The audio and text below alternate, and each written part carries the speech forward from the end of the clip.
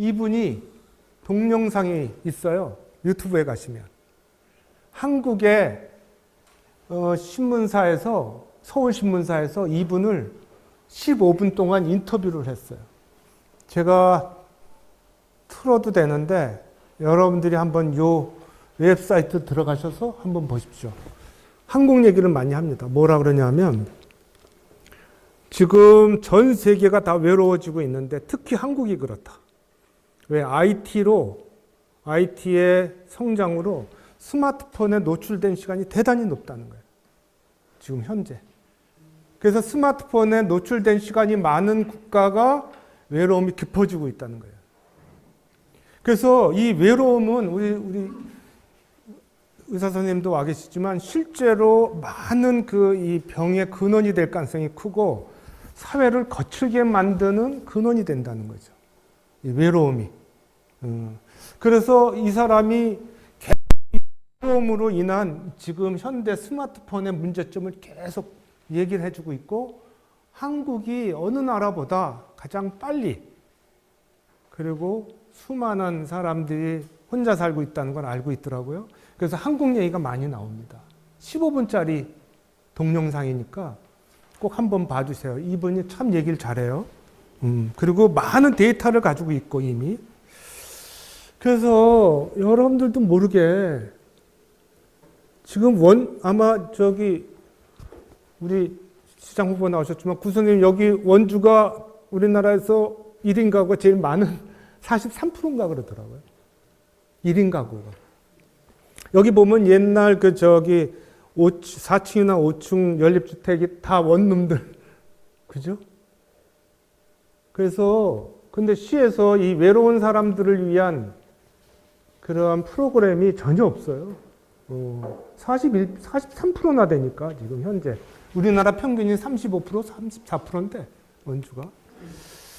근데 지금 여기 김태형 선생님 나도 강연을 한번 조계사에서 한번 같이 만나서 얘기를 들어봤는데 이분은 그렇게 썼어요. 왜 우리는 그렇게 극단적일까? 이 극단주의자들 특징이 있어요. 보이는 대로 보지 않고 보고 싶은 대로 보는 특징이 있어요. 사람의 눈이. 그래서 여기 보면 사실을 믿는 게 아니라 자기가 믿고 싶은 걸 믿는 거야. 근데 그거의 가장 큰 요즘 모티브가 뭐냐면 유튜브예요. 좌든 우든 가장 큰 문제가 뭐냐면 자기가 보고 싶은 것만 봐요. 근데 생각해 보세요. 텔레비전으로 볼 때는 내가 보기 싫은 것도 봐야 돼요. 그죠? 근데 유튜버는 뭐냐면 자기가 선택을 해요. 선택하는데 자기가 원하는 것만 선택해. 그러니까 점점 더 글로 몰입하는 거예요. 그러니까 양쪽이 대화가 안 되는 거예요. 점점 극단으로 가는 거죠. 그리고 단톡방도 한번 생각해 보세요. 단톡방에 올라오는 뉴스, 인포메이션들이 그 단톡방은 자기네들이 커뮤니케이션이 좋은 사람들, 그러니까 좌든, 우든, 어디든 딱 단톡방을 만들어서 그것만 올라와요. 그죠? 그러니까는 보고 싶은 것만 보는 거예요. 나하고 다른 의견, 다른 거는 안 봅니다. 그러니까 우리가 여기서 한번 생각해 봐야 돼요. 어느 쪽이든 이런 것들이 점점 심해졌는데 제가 하나 예를 들면 저 충주에 제가 좋아하는 처에 삼촌이 하나 있었는데 가면 잘해 주시지. 그리고 지역에도 상당히 공헌을 많이 해서 수의사인데 그런데 들어가셔서 돌아가셨는데 단톡방이 이상한 것 같아요. 가면 항상 이상한 얘기를 하시는 거예요. 말도 안 되는 얘기, 북한 얘기도 그렇고. 그래서 어디서 보셨어요? 그러면 단톡방에서 봤다는 거예요. 여러분도 진짜 한번 생각해 보세요. 자기 편이든 아니든. 그랬더니 나중에는 이게 쇠뇌가 되시더라고. 매일 보시니까. 스마트폰으로. 그게요, 샤워링 되는 게 무섭습니다. 그래서 사실은 우리는 굉장히 극단주의로 흐르고 있어요. 차별도 많이 하고 학대도 많이 하고. 그런데 하여튼 이런 것들이 극단적인 표현이 굉장히 늘어나고 있다. 돌아봐야 된다. 그리고 왜 우리는 그렇게 분노할까? 생각해 보십시오. 이미 좋은 아파트, 엄청난 건물들, 세계 최고의 고속도로와 전산망, 사실은 그 IT도 김대중 정부 때 엄청 잘 해놨죠.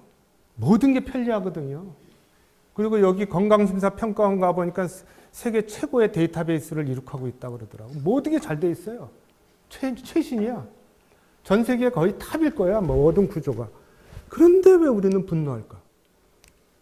한국을 다 따라하고 싶거든요. 이 시스템을. 그 다음에 건강보험도 아마 우리나라만 한 데가 없을 거야. 그런데 왜 우리는 분노할까?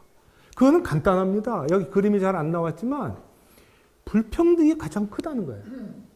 분노의 원인을 보면 외로움도 있겠지만 불평등이 크다는 거예요. 저도 그렇죠. 서울에 내 동료 교수는 30억짜리 아파트에 사는데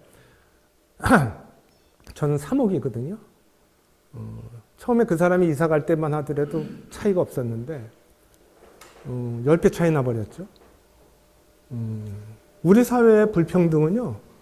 그래서 이철승 씨라고 하는 분이 이 불평등 세대, 이건 젊은이들을 구상으로 한 거예요.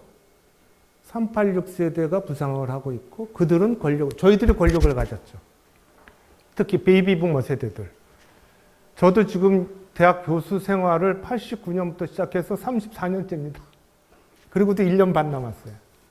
아마 의사 선생님들도 일찍 돼가지고 오랜 시간 동안 지옥으로 있죠. 그들이 지금 주역이거든요. 이거 뭐지?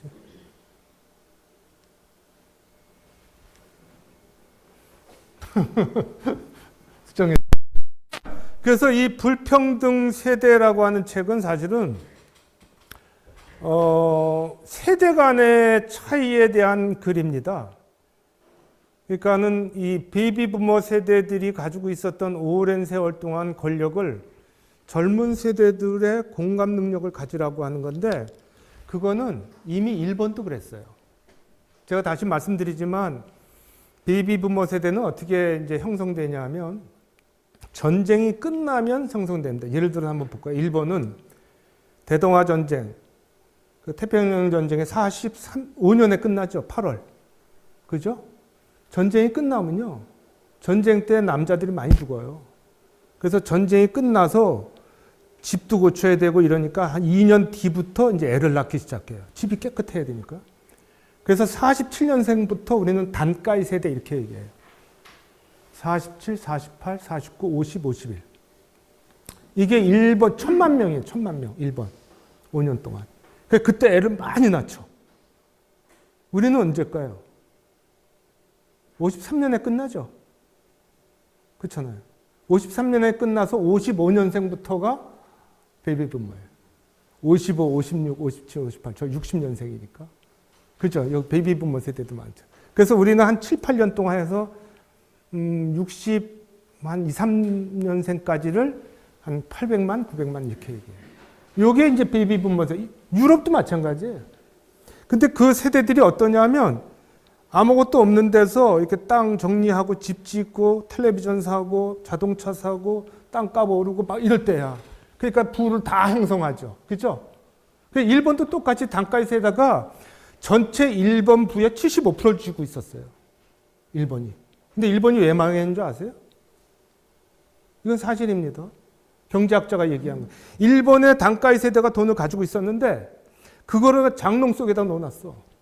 우체국. 은행에 안 넣었다니까요. 그 사람들은. 공제회의를 좋아해요. 은행을 싫어해. 그래가지고 금고에다가 넣어놓고 막 그랬어. 그 돈이 돌아요? 안 돌아요? 안 돌지. 젊은 애들도 안 줬다니까. 그래가지고 그 돈이 정지돼 버렸어요. 이따가도 얘기하겠지만 현재 일본은 스마트폰 이용률이 66%예요. 우리는 95%인데. 그러니까 일본에서 우리가 봐야 될 그 얘기가 뭐냐면 일본의 베이비 부모가 가졌던 부를 75%나 해당하는 부를 잠자고 있었던 거예요. 후쿠시마 사태 났을 때 그게 밀물처럼 끌려 올라가지고 산에다가 이렇게 갖다 놓은 게 뭐냐면 금고예요, 금고. 이해되세요? 일본이 망한 이유라고 그러더라고요. 돈을 돌리지 않은 거예요. 근데 지금 한국도 마찬가지 부의 형성 중에 이 베이비 부모 세대들이 쥐고 있는 거예요. 그렇지 않아요? 젊은 애들은 아무것도 없지. 그래서 그 불평등에 대한 걸 지금. 자산 불평등, 청년 여성. 그러니까 지금 젊은 다음 세대에 대한 고민을 안 하면 안 되죠. 네, 여러 가지로 정진. 잠깐 미안합니다.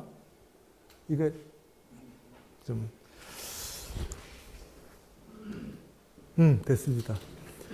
이 김윤태 교수님은 여러분들 4강 때 만나실 텐데 통화를 제가 했거든요. 최근의 얘기를 적었습니다. 불평등공화국. 근데 여러분들 이 불평등공화국이 그냥 뭐 돈 번 사람이 써야지 그러죠. 아니에요. 배달의 민족 한번 보십시오. 몇 년 사이에 조 단위로 벌었잖아. 그죠? 불평등이 예전부터 급격히 차라리 온라인 때문에 그러거든요. 근데 지금 우리 사회가 대한민국이 산업혁명으로 엄청나게 성공을 했는데 문제는 뭐냐면 이 불평등이 전 세계 최고인 거야 지금. 데이터를 보니까.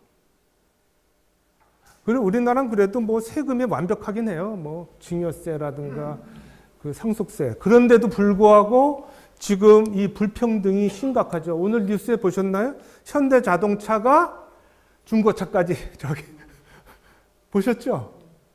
다 먹는 거야. 기본적인 그 이 독과점 문제에 대해서 우리도 지금 어느 선을 넘어서고 있어요. 그래서 지금 이거는 이제 그날 4강 때 꼭 들어보십시오. 자기가 최근에, 그러니까 이게 5월 달에 나온 책이에요. 가장 핫한 자기 강의 준비를 열심히 해가지고 오시겠다 그러더라고. 그런데 이따가 이제 그 영국, 중국 얘기들도 이렇게 나오겠지만, 영국, 미국 뭐 얘기 나오겠지만 다 근원을 쳐다보니까, 역시 이 사회를 혼란케 하는 거는 불평등이더만요. 격차. 물리학에서도 그렇잖아요. 폭포가 이렇게 격차가 심해지면 시끄럽죠. 사회도 똑같아요. 그러니까 사실 정치가들은 불평등을 줄여줘야 돼. 어떤 형태가 되든. 그래서 여기 이 불평등이 심해지면요. 여기 사실은 이 자살률, 출산율, 사교육 이게 모두가 문제가 돼요. 이게 다 들여다보면 원인이 불평등 안에 있어.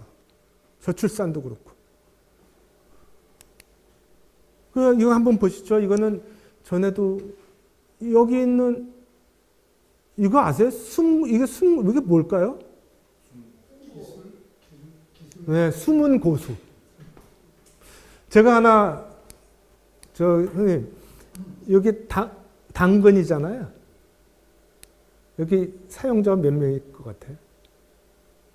당근 마켓. 맞춰보십시오. 1000만?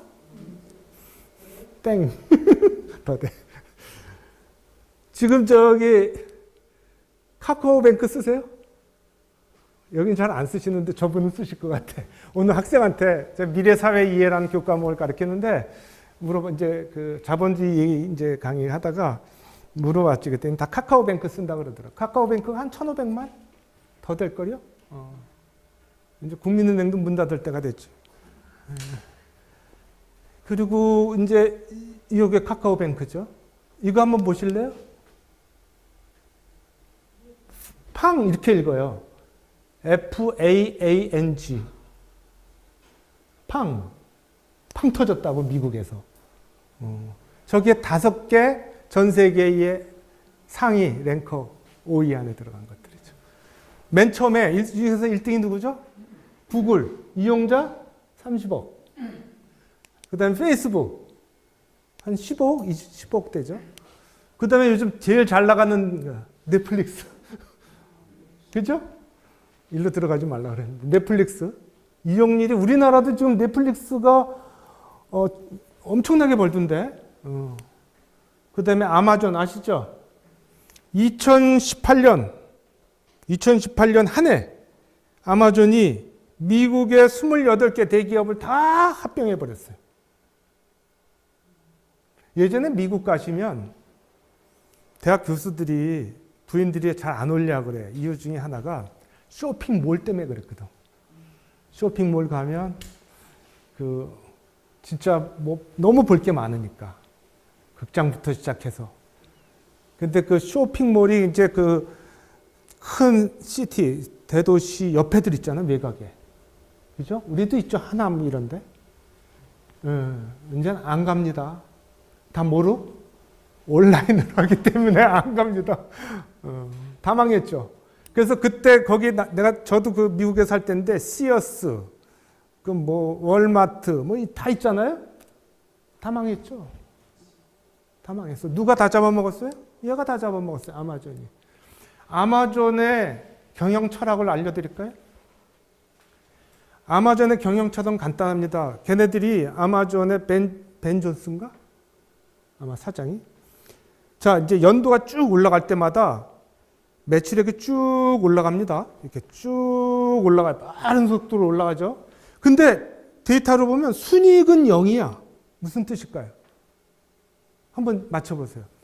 아마존이 막 합병하고 그러니까 매출액은 급격하게 올라가는데 순이익이 0이야. 무슨 뜻인지 아세요? 그게 아니고요. 중요한 게 있어요. 최저가. 무조건 최저가. 그러니까 뭐냐면 내가 이익을 안 남기고 계속 싸게 팔겠다는 거예요. 그럼 어떤 일이 벌어질까요? 나머지가 다 죽는 거예요. 그걸 혁신적 파괴 이렇게 얘기해요. 이해되시죠? 그렇게 해서 다 죽여버렸어요.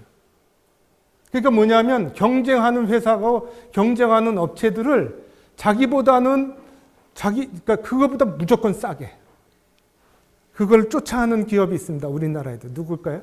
이해입니다. 쿠팡도 똑같은 전략이에요. 무조건 싸게. 자, 그럼 어떤 일이 벌어질까요? 한번 맞춰드릴까요? 이거를 제가 오늘 25,000원 주고 샀거든요. 온라인으로 샀으면 더 싸게 샀는데 급해서. 그동안 좀 여기 정지되다 보니까 시스템이 완벽하지 않더라고요. 25,000원 주고 샀는데 이거 아마 온라인으로 사면 2만 원이면 살 거예요. 예를 들어서. 자, 그러면 제가 이걸 만드는 업자인데 쿠팡한테 나 이거 팔겠다고 이렇게 보고서를 제출해요. 그럼 쿠팡이 그래라 그러죠. 그래서 이제 올려요. 근데 거기다 쓰는 게 있어. 뭐냐면 만약에 제3자가 싸게 팔면 글로 다 넘어가는 거야. 그 광고까지. 그래서 이제 올려놨어. 근데 내가 이렇게 보니까 옆에 있는 친구가 요거 19,000원에 팔면 되겠어. 그죠? 그럼 그 사람한테 모든 권한이 넘어가요. 그럼 이 사람은 어떻게 해야 될까요? 어떻게 해야지 안 뺏길까요? 더 싸게 내려야지. 그러면 그 제조가보다 더 내려갈 수도 있어. 그게 쿠팡이에요. 소비자들은 좋다고 하겠지만 누가 죽을 맛이에요? 업자예요. 얼마나 사실은 도덕성이 사라지는데요. 그런데 소비자들은 모르지. 나머지들은 다 죽이고 그걸 만든 업자도 죽이는 거라고. 이게 그래서 여러분들 이 아마존의 판매 전략을 보시면 무섭습니다. 전 세계에서 가장 싸게 이 뜻이에요. 그래서 장악하는 거야. 온라인이 문제가 아니고. 그래가지고 저 돈을 다 떼돈을 벌어가지고 좀 뭐 우주를 쏘겠다, 뭐 우주 개발하겠다 그러는 거 아닙니까? 그러니까 여러분들이 이 온라인 시장의 무서운 뒷면을 꼭 보셔야 돼요. 그리고 뭐 나머지들은 그렇다 치고요. 자, 한번 보실래요? 전 세계 스마트폰 건수가 64억 건이네. 64억. 80억 인구 중에 꼬맹이들 빼고 뭐 아프리카 빼고 그러면 한국은 뭐 빨리 가지 있죠. 전 세계의 보급률 76%. 인구에. 우리나라는 100%. 100%. 그 중에서 스마트폰 95%, 일반 전화 5%. 그러니까 이제 폴더. 아직도 폴더 쓰시는 분도 계시지. 스마트폰 싫어서. 휴대전화죠. 그죠? 그리고 선진국들의 보급률은 76%. 우리나라는 대단한 거예요. 지금 상위 1위잖아요. 1위. 그리고 저도 놀랐는데 여기 보세요. 경제대국인 일본은 이례적으로 스마트폰 보급률이 낮다. 캐나다와 아르헨티나 비교해도 낮다. 66%다. 놀랍지 않습니까? 그리고 지난번 2달 전에 신문에 났는데 일본 그 관공서에서 3.25인치 플로피 디스켓 아세요? 이만한 거. 그거를 이제 안 쓰기로 결정을 했대. 우리는 이미 사라졌는데. 대단합니다. 평균은 여기인데 지금 일본이 어디 있어요? 여기 있나? 여기 있네요. 66%. 뭐 유럽도 그렇죠. 그러니까 한국은 대단히 지금 다 들고 다니는 겁니다. 자, 맞춰보시죠. 지금 볼까요? 카카오 4,600만. 그러니까 다 쓴다고 봐야 돼. 전 국민이 다 쓴다고 봐요. 오늘 보니까는 검찰 가서 조사받고 있던데. 그죠? 김범수인가? 검찰에 가서 조사받고 있습니다. 그 다음에 유튜브 꽤 많죠? 여러분들 유튜브 다 합니다. 전 안 하는데 유튜브 보십시오. 4만, 카카오가 맘먹죠? 그러니까 저는 유튜브가 우리의 극단주의, 그 다음에 분열과 갈등의 원인 중에 하나라고 전 보고 있습니다. 네이버도 4,200만, 쿠팡 2,700, 그 다음에 밴드 아시죠? 2,000. 이건 요즘은 좀 시들해졌죠. 저도 놀랐어요. 인스타가 이렇게 많아요. 페이스북 잘 안 하는 거야. 왜 제 며느리가 인스타로 사업하는지 알았어. 저는 아직도 페이스북 쓰는데 인스타가 이렇게 치고 올라왔습니다. 당근마켓 2천만. 놀라셨죠? 요즘은 젊은 애들은 다 이거 삽니다. 저도 뭘 살려고 그랬더니 저 홍만석 선생이 당근마켓 쓰라고 그러더라고. 배달의 민족. 얘 돈 많이 벌었죠. 이제는 좀 주춤했는데. 그래서 여기 리스트들이 나와 있고요. 한 해 동안 가장 성장한 것들도 나와 있는데 뭐 만화도 포켓도 있고 그렇습니다. 이게 3년 전에 나온 책인데요. 이미 미국에서 지금 제가 한번 보실까요? 이게 지금 앞에 보시면 여기 써 있죠? 플랫폼 자본주의. 원래 2000년 들어올 때까지만 하더라도 2000년 초만 하더라도 전 세계를 뭐라고 그랬냐면 금융 자본주의 들어보셨나요? 뱅크가 주인이었었어. 뱅크. 은행. 은행에 의해서 세상이 돌아가고 있었고 은행의 모순을 한참 지적하고 그랬거든요. 저도 이제 그래서 그것 때 금융자본주의 이렇게 얘기했었어요. 그런데 이제는 세상이 바뀌었습니다. 은행이 뒤로 빠졌어요. 왜? 은행 대신에 카카오뱅크, 인터넷이 이제 발전하면서 플랫폼 자본주의로 바뀌었죠. 이 플랫폼이 세상을 바꾸고 있는데 여러분들 이 플랫폼이 원래 무슨 뜻일까요? 플랫폼. 들어본 적 없어요? 역이 플랫폼이에요, 원래. 플랫 하잖아요, 플랫. 그래서 원래 기차역이 플랫폼이에요. 그러니까 플랫폼에서 사람들은 만나고 떠나고 만나고 떠나고 만나고 하는데 이 기차역이 뭐로 바뀐 거예요? 스마트폰으로 바뀐 거지. 그죠? 그래서 이 플랫폼이 워낙 빠른 속도로 커지니까 이 책이 나왔는데 보실래요? 거대 거인. 아까 페이스북, 구글, 뭐 등등등, 넷플릭스, 아마존. 재앙을 가져올 4명의 기사. 한번 볼까요? 웃는 얼굴의 파괴자 아마존. 이해되시죠? 아까 최저가. 그리고 세계에서 가장 크고 가장 파괴적인 최상위 포식자 이렇게 적어놨어요. 이건 제가 적은 게 아니고 미국의 작가가 이름이 뭐죠? 스콧이라고 하는 사람이에요. 그리고 글로벌 명품 애플. 왜? 여러분들 예전에 텔레비전을 2, 3년마다 바꾸셔요? 100만 원짜리? 안 바꾸죠? 근데 요즘 스마트폰은 2, 3년 되면 바꾸죠? 그건 100만 원 가까운데. 그래서 써놓은 거예요. 자기만의 우주를 만든 고가 사치품, 전자제품. 최고의 전자제품이지. 그러니까는 텔레비전이나 가전제품보다 얘를 엄청나게 돈을 들이고 있는 거예요. 그러니까는 이 동네가 다 이 스마트폰 매장이 되고 있고요. 페이스북, 세계인의 친구, 콘텐츠 없이, 하는 거 없이 가장 영향력 있는 미디어. 저도 페이스북에 올리죠. 사건을. 그 다음에 현대판 신, 구글. 여러분들 앞으로 답답하시면 구글한테 물어보세요. 내가 어떻게 살아야 되는지. 그건 다 대답해 줄 거예요. 아마 AI가 대답해 줄 거예요. 근데 요즘 AI가 해보니까 별로 재미가 없어.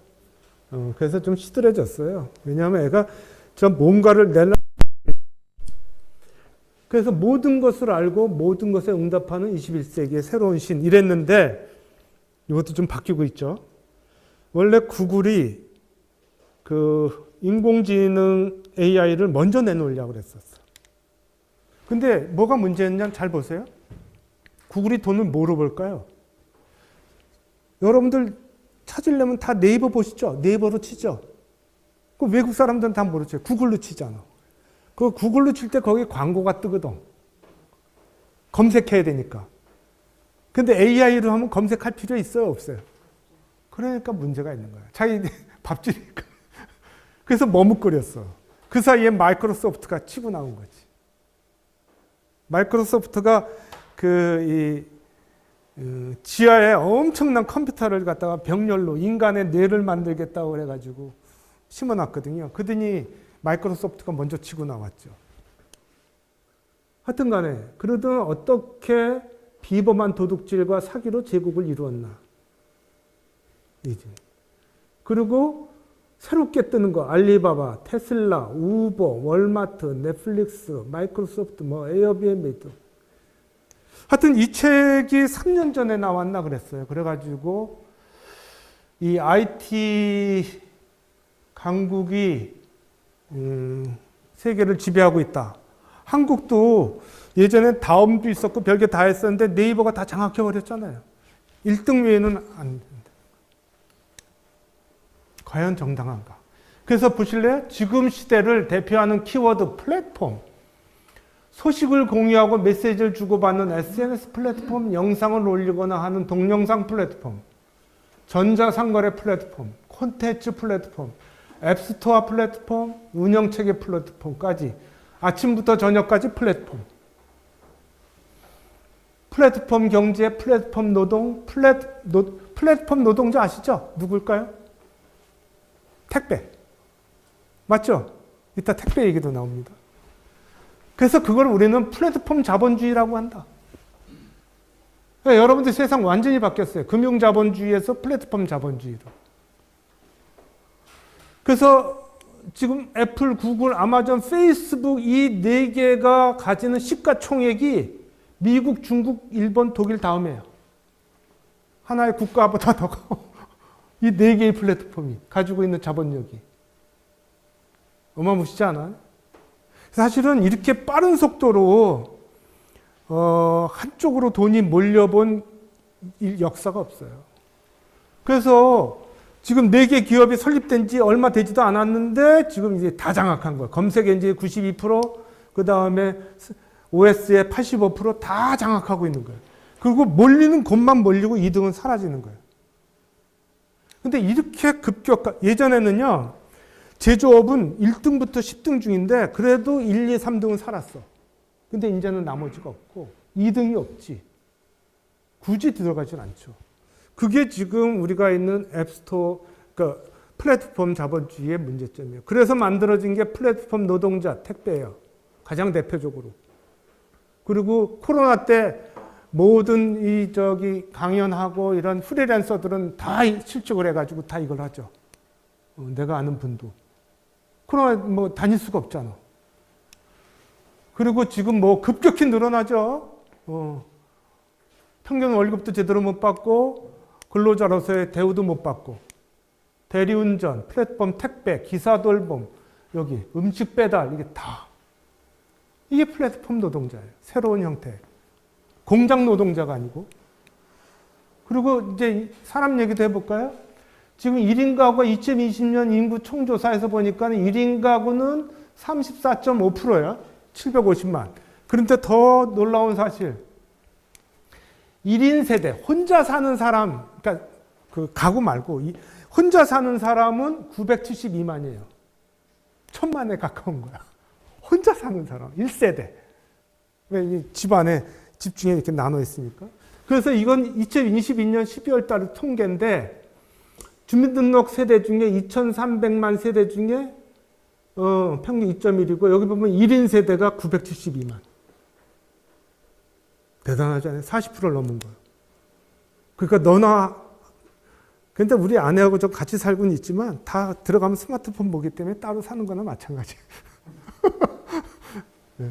그러니까 여러분들 지금 너무 빠른 속도로 변해가고 있어요. 2000년 들어올 때만 하더라도 4인 세대가 25%가 넘었는데 이제 4인 세대가 17%뿐이 안 되죠. 다 1, 2인 세대, 1, 2인 62%. 60대 이상 얘기도 나오고요. 이런데 세상이 안 변하겠습니까? 여러분 시간 나면 이것 좀 한번 보세요. 1인 사회의 그 송길령이라고 요즘 아주 잘 나가는 스타 강사인데 워낙 말이 빨라. 근데 이제 이게 1인 가구가 증가한 문제를 여기서 얘기하고 있습니다. 그리고 핵개인이라는 얘기를 이 사람 만들었어요. 예전에 혹시 아세요? 핵가족 들어보셨죠? 4인 가족, 핵가족. 근데 이 사람은 말을 만들어서 핵가족이 아니라 핵개인이라고 전하더라고. 근데 좀 뭐 어색하긴 한데 얘기인즉 그렇습니다. 이미 요즘 젊은 세대들은 다 혼자 사는 거에 이제 익숙해. 왜? 아들, 딸 낳고가 아니라 하나씩 키우는 애들이 더 많아요. 그죠?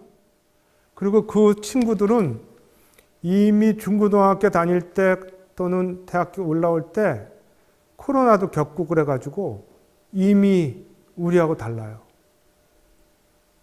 그래서 그 사람들이 제일 어려워하는 게 뭔지 아세요? 지금 올라오는 학생들? 뭘 어려워할까요? 제일. 돈? 취업? 안 해요. 취업도 걱정 안 해요. 관계를 제일 어려워해요.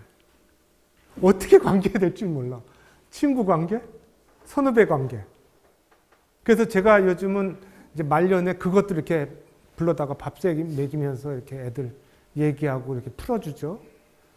그런데 내가 요번에 그 아카데미 요즘 이제 일 터져가지고 여기 농성들 하고 있잖아요. 우리 저기 성낙조 이사장님하고 자주 가죠. 그래서 대화를 하다가 이런 얘기를 저한테 하더라고요. 이 얘기를 했더니, 교수님, 저 스마트폰 중독이에요. 그러더라고. 힘들다고. 그런데 혼자 있으면 외롭고, 같이 있으면 괴롭고. 나 그 말에 뭐라고 대답해야 될지 모르겠어. 혼자 있으면 외롭고, 같이 있으면 너무 힘들대. 그래서 강아지하고 이제 뭐 이렇게 있잖아요. 그러니까 사실은 요즘 젊은이들의 생각을 여러분들이 뭐라고 얘기하지 마시고요. 좀 들어봐 주셔야 돼. 진짜 다른 것 같아, 고민이. 혼자 있으면 너무 외롭고, 같이 있으면 너무 불편하고. 그래서 그 친구가 그러더라고요. 동성하고도 같이 있어보고, 이성하고도 같이 있어봤대. 다 불편하대. 처음은 좋은데, 그래서 교수님 저 어떻게 해야 돼? 이러더라고. 근데 그 친구한테 무슨 뭐 교육이 중요한 게 아니라 그 친구한테 뭐라고 대답을 해줘야 되는데 뭐라고 해야 될까요? 30 후반이던데. 여러분들 젊은이들의 고민이 결혼이 아니에요. 제가 얘기 드린 거야. 혼자 있으면 외롭고 같이 있으면 그래서 이 양반이 그 얘기를 하는 거예요. 뭐냐면 혼자 있게 냅둬라. 그 대신에 관계를 위해서 자기네들이 좋아하는 동호회들을 만들 수밖에 없다. 그래서 이제 그런 세상이 올 거다. 왜? 사람의 외로움은 누구든지 달래고 싶어 하는데 그 형태가 가족도 아니고 자기네들 동호회. 좋아하는 동호회를 인정해 주라는 거예요. 그래서 그걸 한참 얘기하더라고요. 다가올 이 세대들이 변하는 걸 그대로 받아들여라. 저희요, 엄청나게 빠른 속도로 삶이 변하고 있어요. 뭐 하고 있습니까? 여러분들 중에 집에 같이 있긴 한데 따로 있죠. 함께 있어도 따로 있어요. 그걸 퍼핑이라고 그러더라고요. 찾아보니까. 그게 뭐냐면 폰, 전화를 서로 무시하는 거야. 있어도 있는 게 아니야. 그래서 여러분도 조심해야 돼요. 서로 대화하면서 이거 스마트폰 보고 있으면 기분이 나빠. 지금 이거 하시잖아요. 수업할 때도 수업을 열심히 하는데 다 이거 하고 있거든. 수업 못 합니다. 그럼 내 말은 안 들리는 거거든. 그러면 이걸로 뭐 하나 가보면 게임하는 애도 있고 문자 보는 애도 있고 이미 대학에서 수업은 글렀어요. 수업이 되겠어요? 전 그래서 카톡으로 수업해요. 자료 보내주고 발표시켜 계속. 왜? 이미 제 수업은 안 듣거든. 교수님도 안 듣죠? 솔직히 얘기하세요. 이미 대학 강당은 끝났어요. 이거를 뺏을 수가 없어. 그렇잖아요. 이거를 갖다가 처음 볼 때는 대신 좀 엎어놔라. 여기에 다 있으니까. 여러분들 생각보다 지금 여기서 그거 아니에요. 모든 사이에서도 이렇게 하고 있다니까. 그래서 회의 도중에도 스마트폰을 보니까. 강의하면서도 보고. 그래서 이것이 대학에서도 여기 있잖아. 그러니까 사실 세상이 완전히 바뀌어져 있는 거예요. 특히 한국은 더하죠. 중독. 우리 손자가 둘이 있는데요. 이미 5살 된 애는 계속 보고 있고 1살 반, 그러니까 1년 반에는 걔도 막 내 스마트폰 들고서 막 왜 여기에 만화 영화가 있거든. 만화 영화가 있거든. 이 애들은 워낙 빠른 속도로 이걸 알아냅니다. 그러니까 이거를 피할 수가 있을까요? 이제 어른들도 이것만 들여다보고 있지. 중독자가 많아요. 60대. 할 일이 없거든. 자, 세상은 시끄럽습니다. 세상은 시끄러워요. 우크라이나 터졌죠? 여기 이스라엘 터졌죠? 어디가 터질까요? 한반도? 글쎄, 그거는 모르겠죠. 그리고 지금 글로벌 리스크가 있는데요. 이제 에너지 문제, 삶의 위기, 그 다음에 인플레이션. 여러분들 하나 말씀드릴까요? 이 뒤에 이제 1차 세계대전, 2차 세계대전이 나오는데, 세계대전이 터지기 전에 항상 일어나는 일이 있어요. 뭘까요? 인플레이션이에요. 조사를 해봤더니 1차 세계대전 터지기 전에 유럽이 인플레이션이 다 프랑스 120% 막 다 그래. 인플레이션이 모든 걸 다 흔들어 버리거든요. 그러니까 근데 지금 코로나 때 풀었던 돈으로 미국 인플레이션 뛰고 있는데 진정 안 되죠. 우리나라는 그래도 기본이 튼튼하니까 잡아내고 있지. 근데 인플레이션이 심각할 거라는 거예요, 지금. 그리고 식량, 에너지 모든 게 다 브레이크가 걸리기 시작하죠. 즉 결론적으로 얘기하면 지금 세계가 불안정해지고 있습니다. 왜 그럴까요? 산업혁명이 지나가고 나면 항상 불안정해졌어요. 지금부터 그 역사를 좀 얘기 드리려고 그래요. 그러니까 이 4차 산업혁명이 우리한테 수많은 것들을 갖다 주기도 하고 했죠. 그런데 산업혁명의 결과물로 득을 본 나라들이 있는데요. 제일 대표적으로 캘리포니아가 득을 봤죠. 아까 팽그 보셨잖아요. FANG. 그거 다 어디 있어요? 캘리포니아에 있어요. 중서부의 이쪽은 다 러스트벨트라고 그래서 다 망했어. 그죠? 공장지대는. 다 망했다고. 이 캘리포니아는 미국도 굉장히 격차가 벌어진 거예요. 캘리포니아하고 이 다른 주가. 그 다음에 한국 성공했죠. 그 다음에 중국이 성공했죠. 그리고 인도가 좀 올라오고 있지. 유럽은 망했어요. 유럽은 지금 65세 이상이 28%, 30%에 가까워. 그래서 지금 유럽에 가보면 다 노인네야. 그리고 유럽은 이미 시들해졌어요. 그러니까 사실은 지금 핫한 지역은 결론적으로는 신흥 아시아 쪽으로 넘어오고 있는데 인도가 빨리 올라오고 있죠. 그런데 이렇게 산업혁명이 급속도로 세상을 바꾸면 불평등에 의해서라도 사회가 점점 전 세계가 불균형해지는 거예요. 그래서 제가 이제 정리를 좀 해봤는데 2023년 한국의 총체적인 위기는 우리 IT 산업혁명 때문에 일어났다. 간단합니다. 스마트폰 때문에 그렇게 된 거예요. 다른 게 아니에요. 왜냐하면 보세요. 지금 인류 역사상 대단한 물건들이 나왔는데요. 뭐 농사 짓기 위해서도 나온 것도 있고 다 좋아요. 농사혁명이라는데 그건 혁명도 아니지. 첫 번째 혁명이 뭐냐 하면 기차였었어. 기차. 기차 때문에 세상이 다 바뀌어버렸거든요. 원주도 기차 아니었으면 이 역이 생기겠어요? 도시가? 역이 생기니까 도시가 형성됐잖아요. 시계도 만들어지고. 그러고 나서 이제 그 다음에 이제 대단했던 게 이제 전기에 의해서도 있고 뭐 다 있는데 스마트폰만 한 건 없었어.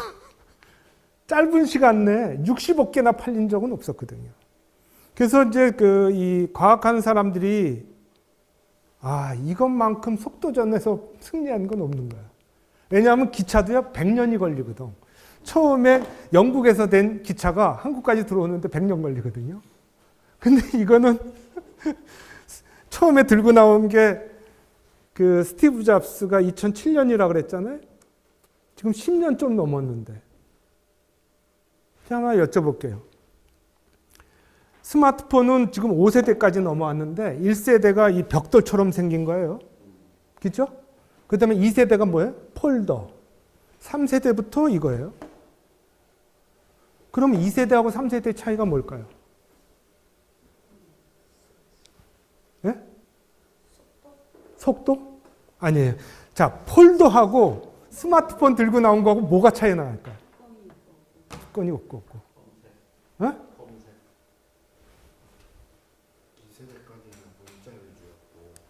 글씨를 검색하거나 이런 게 우선이었고 3세대부터는 약간 그림이나 사진을 찍거나 이런 느낌. 아직 정답이 안 나왔어.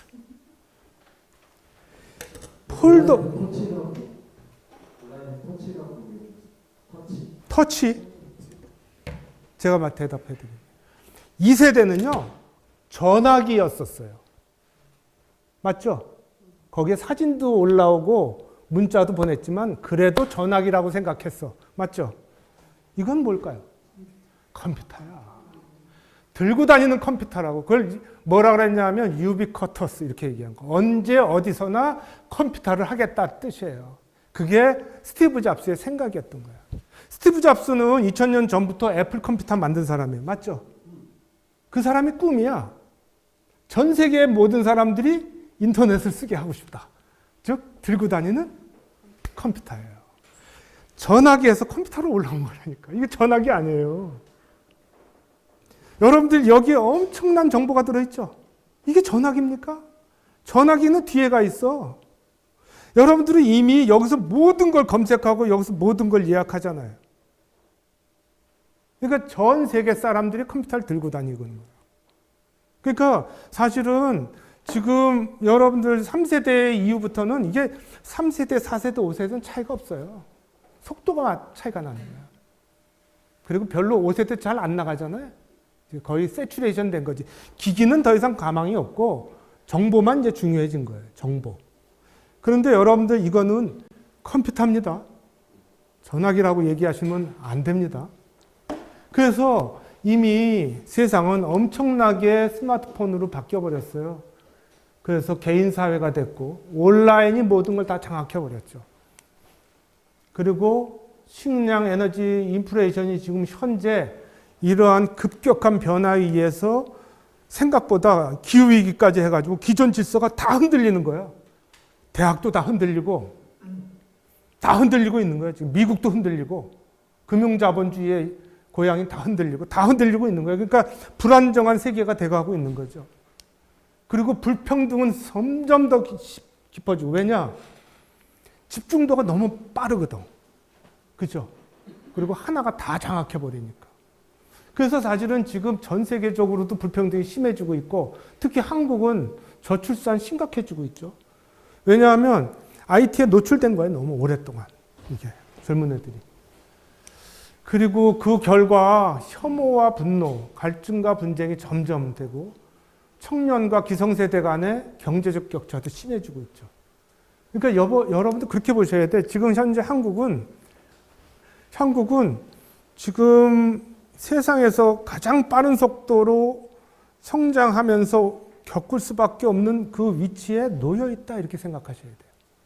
그거를 자연스럽게 있죠. 뭐든지 이 급격하게 커지거나 급격하게 변화하면 그만큼 후유증도 있는 거예요. 맞죠? 그걸 우리는 감당할 준비를 하고 계셔야 돼. 야, 우리 성공했으니까 됐다 이렇게 생각하시면 안 되고, 자, 그러면 다른 나라는 좀 지금 8시 됐는데요. 빨리 하겠습니다. 지금 우리나라의 급격한 변화만큼 그 이전의 역사를 좀 들여다보겠는데, 산업혁명이 시작돼서 이렇게 보더라고요. 인류의 역사에서 가장 중요한 게 뭘까? 산업혁명입니다. 이유를 보여드릴게요. 그래서 지금 몇 가지를 할 거냐면 영국, 미국, 아르헨티나, 일본인데, 어떤 나라들은 이 산업혁명을 성공한 다음에의 후유증을 잘 넘긴 나라도 있고 못 넘겨서 땅으로 떨어진 나라들이 있어요. 그걸 보여드릴 거예요. 특히 아르헨티나가 그래요. 먼저 이 그래프는 한번 보시면 알겠지만 종종 쓰죠, 저는. 이쪽은 인구, 세계 인구. 이쪽은 연도죠. 그러면 인간의, 이게 이제 가장 중요한 그래프죠. 인간의 인구가 별로 늘질 않아요. 빨리 죽기도 하고 별로 먹을 것도 없고, 그러다가 여기 살짝 올라가는 게 이 농사가 이제 시작을 돼요. 정착해서. 수렵해서. 그러니까 약간 올라갔죠. 그래도 별로 늘지 않죠. 그래서 예수님이 태어날 때 2억 5천이었었어요. 예수님이 태어날 때. 그 2억 5천까지 올라가다가 별로 늘지 않아요. 어때까지? 1600년 될 때까지. 그러다가 갑자기 늘기 시작합니다. 쫙 올라가죠. 언제부터? 예, 1800년 산업혁명부터. 그러니까 1800년 들어섰을 때 4억, 5억 이렇게 됐을 거예요. 그러면서 이제 급격히 늘어나죠. 그래서 1900년 들어왔을 때 14억. 1900년. 그래서 지금 2000년이잖아요. 2020년 80억. 어떤 것 같아요? 더블링이 너무 빨라지지. 그죠? 잠깐만. 그러니까 1800년 들어갔을 때 5억, 6억 정도. 그러다가 100년 사이에 14억. 다시 100년 사이에 80억. 어떠세요? 그 점이 안 찍혀. 그러니 아우성 안 나겠습니까? 아우성 날만 하죠. 그러니까 여기서부터 급격한 이유는 뭐냐 하면 산업혁명의 농업혁명도 성공하고 페니실린 이런 거에서 너무 오래 살게 만든 거야. 그러니까 이제 오래 사는 사회로 넘어왔죠. 그러면서 급격하게 인구가 늘어난 거예요. 급격하게. 그러니 언제까지 올라갈 수 있을까요? 그러니까 너무 단기간 내에 이렇게 올라갔다고 보시면 돼요. 그래서 인류 역사상 이거만큼 혁신적인 일은 없다. 뭐 이런저런 얘기 많이 하죠. 왜냐하면 그 예수님이 태어나는 요 시점, BC 1000년에서 요 사이에 종교도 막 나오죠. 뭐 예수님도 나오고 부처님도 나오고 다 나오죠. 농사를 짓기 시작하면서 된 거예요. 국가가 형성되려면 신앙이 필요하거든. 그래서 신앙이 국가가 형성되면서 같이 있다가 뭐 시끄러운 것 같아. 그런데 이렇게 단기간 내 200년 만에 없다. 대표적으로 기차가 그랬다. 제가 최근에 물리적인 과학 말고 도대체 그 당시에 영국은 무슨 일을 겪었을까 해서 이제 책을 하나 사서 봤는데 빅토리아 시대의 사람들 있네요. 근데 왜 그러냐면 빅토리아 시대 때 산업혁명이 일어났거든요. 이 빅토리아 여왕이 재임 기간이 63년이에요. 이따가 좀 보여드릴게요. 근데 하여튼 간에 근데 영국의 산업혁명에 성공한 이유가 있어요. 프랑스가 사실은 그러니까 유럽의 제왕이거든. 농토도 많고, 가진 것도 많고, 지식인도 가장 많고. 그런데 프랑스는 굳이 바꿀 필요가 없었어. 그러니까 그냥 안주한 거. 아까 노키아 비슷해요. 그래서 영국보다는 필요성이 없는데 영국은 여러분들 역사 보시면 알지만 영국에는 여러 민족이 들어가 살거든. 바이킹도 들어와 있지, 여기서도 올라가고. 그래서 영국 보면 막 다 찢어졌죠. 웨일스 따로 있고, 북쪽 따로 있고, 남쪽 바이킹들이 들어가는 데도 따로 있고, 아일랜드 따로 있고, 맨날 치고받고 싸우고. 그러니까 여기 늘 불안해. 그리고 농사도 잘 안 되고. 그러니까는 사실 산업혁명을 일으키는 그런 내적인 원동력이 컸죠. 근데 어찌됐거나 기차가 세상을 바꿉니다. 그러면서 이 책에 그렇게 써요. 방짓기로 돈은 벌었는데, 돈은 방짓기로 벌어요. 그래서 그 당시에 여러분들 모직으로 전 세계의 돈을 다 끌어모으지. 그래서 원래 이제 손으로 하는 건 인도에서 발전하죠. 목화 가지고. 근데 자기네들이 독점하려고 인도를 가가지고 그 수공업자들의 손을 다 잘라버려요. 왜냐하면 자기네들이 독점하려고. 그 정도로 아주 거칠게 했는데 돈을 엄청 벌었어요, 이걸로. 그런데 이거는 돈으로 벌었지만 이게 세상을 바꿨다고 그러더라고요. 여기서. 갑자기 농촌에서 기차가 들어오고 플랫폼이 생기고 공장이 들어서고 그리고 농사를 짓다가 갑자기 기차 타고 출퇴근을 하니까 그죠? 출근 퇴근이 시작되고 그러면서 속도가 빨라졌다고 그러더라고요. 기차 때문에 삶의 속도가. 응? 근데 우리는 얼마나 더 빨라졌을까? 그래서 이 기차가 세계를 지배하기 시작합니다. 그러면서 이제 이게 전 세계로 퍼지죠. 프랑스, 독일로 퍼져서 합니다. 하여튼 그래서 영국은 떼돈을 벌어요. 그래서 1851년 테임즈강 옆에다가 그 당시에 아무도 짓지 않은 두 가지 건축물로 줘요. 쇠, 그 다음에 유리, 글라스 하우스를 짓는 거예요. 옛날엔 다 모르셨을 거예요. 나무 아니면 돌이었잖아. 근데 이때 처음으로 철근 30km를 다 잘라가지고 그 다음에 30만 장의 유리로 크리스탈 팰리스라고 하는 수정궁을 집니다. 테임즈강 옆에 만평에다가. 근데 한번 생각해 보세요. 저거를 전 세계 리더들이 대통령이나 리더들이 다 이걸 보러 갔다는 거예요. 그 해 51년에. 얼마나 놀랬겠어. 얼마나 화려했는데 아내가. 그런데 놀라운 사실은 저게 이제 박람회니까 물품을 출품해야 되잖아요. 그러면 딴 나라는 뭐 도자기, 옷 이런 걸 다 했다는 거야. 근데 영국은 뭐 했을까요? 영국은 거기에 전시한 물건의 50%를 영국이 다 했거든요. 기차, 엘리베이터. 되세요? 그 다음에 철강 제품들. 완전히 다른 걸 낸 거야. 그러니까 이미 만국박람회에서 여기 잽이 안 됐지. 딴 나라들은.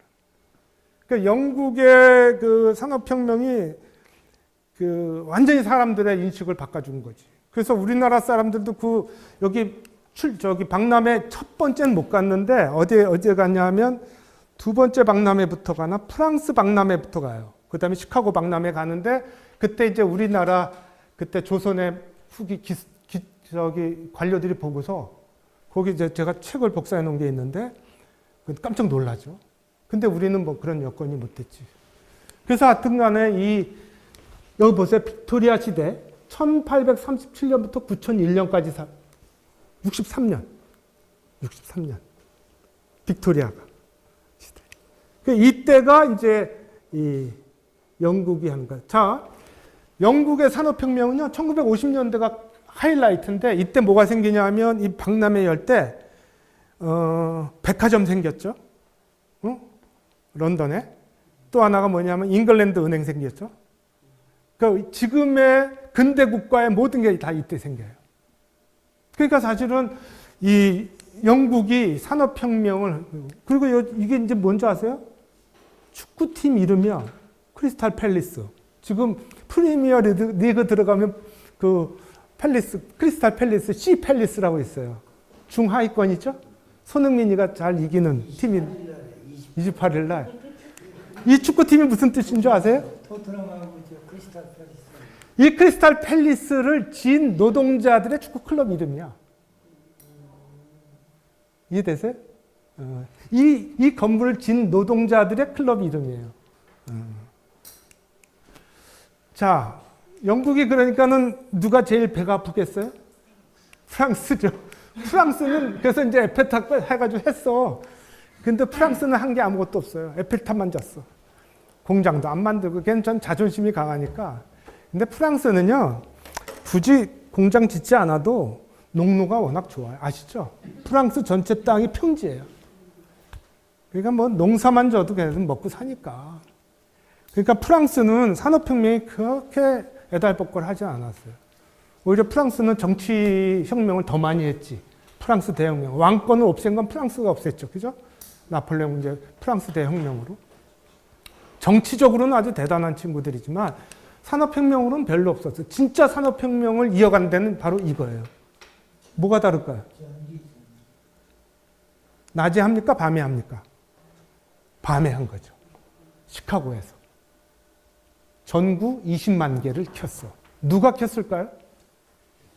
테슬라가 켰습니다. 왜? 에디슨으로는 안 돼. 직류 가지고는 안 되거든. 배터리는. 그래서 테슬라 보고 너 20만 개 킬 수 있어? 그랬더니 내가 키겠다. 웨스팅하우스하고 같이.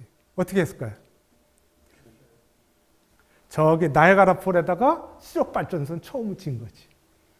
그래서 그 수력발전소를 전 세계에서 처음 져서 전기를 끌고 와가지고 밤에 화려하게 이렇게 눈들이 확 돌아갔죠. 그래서 시카고는 밤의 도시예요. 마약, 뭐 음주, 밤에 합니다. 그래서 사실은 영국의 산업혁명을 이어받은 거는 프랑스가 아니고요. 미국입니다. 그리고 이제 일본도 그거를 따라서 하죠. 근데 일본은 뭐 그렇게 메인은 아니었고. 그래서 사실은 이제 패권을 이제 영국에서 미국으로 패권이 넘어가는 거예요. 파운드에서 달러로 넘어가는 거죠. 잘 보시면 그래. 흐름이. 자, 그렇죠. 미국의 한 예를 볼까요? 산업혁명으로 선거가 지금 이게 저기 미국의 뉴욕 5번가의 그림인데 1900년에 5번가 우리나라 뭐 강남 또는 종로 1번지라고 보시면 돼. 다 마차예요. 이게 뭘까요? 롤스로이스 한 대야. 손으로 만든 자동차.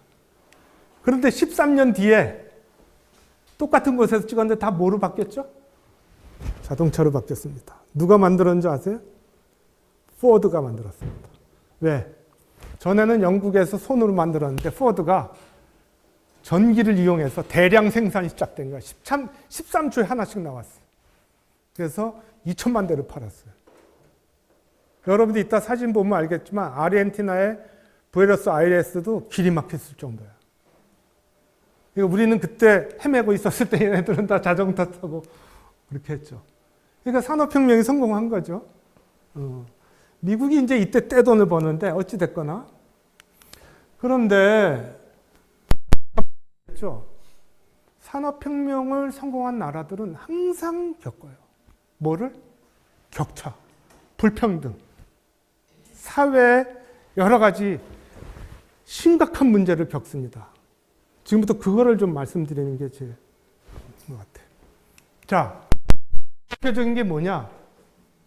아동 노동이야. 아동과 여성. 왜 그랬을까요? 영국은 산업혁명을 일으키기 위해서는 석탄을 캐야 돼. 맞죠? 석탄을 캘 때 남자가 더 잘할까요? 애들이 더 잘할까? 작은 구멍에 들어가야 되니까. 애들을 다 한 거예요. 여성들도 들어갔는데 여성들은 방직기로 많이 갔고, 다 글로 들어갔어. 그래가지고 이게 다 탄캐로 들어가는 애들이에요. 탄캐로. 근데 그 당시에는 이 인권이라는 게 없어가지고 얘네들이 25세를 넘기질 못했고 빨리 죽었어요. 그렇죠. 공기 나쁘니까. 엄청 나빴죠. 그래서 사실은 굉장히 빠른 속도로 죽어서 먹고는 살아야 되니까 어떻게 되냐면 애들 많이 낳는 거예요. 그때부터 다산 정책이 일어나요. 많이 낳죠. 왜? 먹고 살아야 되니까 14시간씩 일을 했어요. 그래서 이게 가장 큰 심각한 그 당시 영국의 문제였었어요. 올리버 트위스트가 그거예요. 지금 찰스 디킨스가 나중에 상도 받는데 아동 노동 우물한 이제 이때 그 심각한 문제를 1833년부터 공장법, 공장제도에서 했죠. 그래서 찰스 디킨스가 두 번째 소설인데 런던에 이제 연재를 하죠. 소설로 나오고 고아원 아이의 여행이라는 부제로 달아가지고 그 올리버 트위스트가 이 고아 아이가 공장에 들어가가지고 집중적인 노동을 하는 거를 글 소설로 담은 거예요. 그러니까 사실은 그래서 나중에 이제 여기를 공장법이 바뀌고 이제 그런 근원이 되죠. 그러니까 이 당시에 영국의 불평등은 말도 못했습니다. 그리고 여러분들 성냥팔이 소녀 들어보셨나요? 성냥팔이 소녀는 덴마크의 안데르센이 이제 45년도에 나왔는데 사실은 그때 이제 성냥이 아주 중요한 도구였죠. 근데 사실은 이 책은 최근에 나온 책이에요.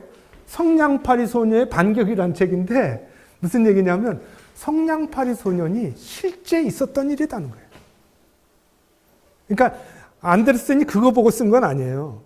근데 그 안데르센 동화가 나온 이후에 여기 보시면 1883년, 이게 연도가 다르잖아요. 그죠?